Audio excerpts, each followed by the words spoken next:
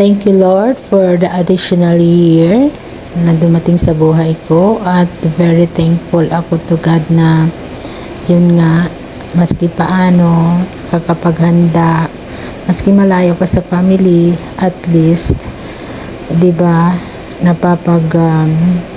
celebrate mo yung birthday mo.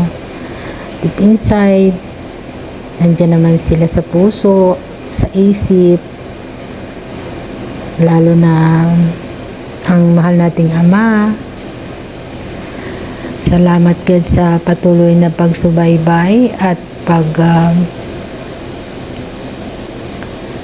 paggabay sa akin, sa aking trabaho, sa aking mga amo dito, na naging mabait sila sa akin sa loob ng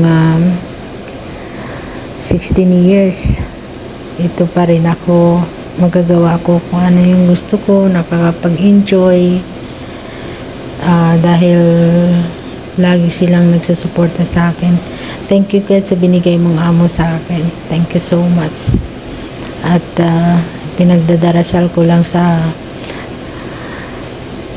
mahal nating Ama na sana patuloy ang paggabay niya sa akin, at lalo na sa aking mga anak, pamilya ko sa Pilipinas. Naway ilayo niya tayong lahat sa disgrasya, lalong-lalo na ang aking mga anak, Ituto Kent at saka ni Carl Jan, sa dalawa kong cute na apo, si Aya at si Sam, at lalong-lalo na sa anak ko sa Hong Kong. Sana gabayan niya din at ilayo niya sa disgrasya at sakit.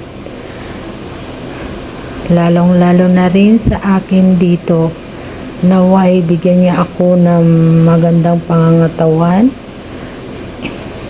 kalusugan, para mapatuloy ko pa ang aking kung ano man ang aking plano sa buhay or goal na gusto kong makamit. Ayan. So, thanks God for everything. Thank Lord for everything. Thank you so much.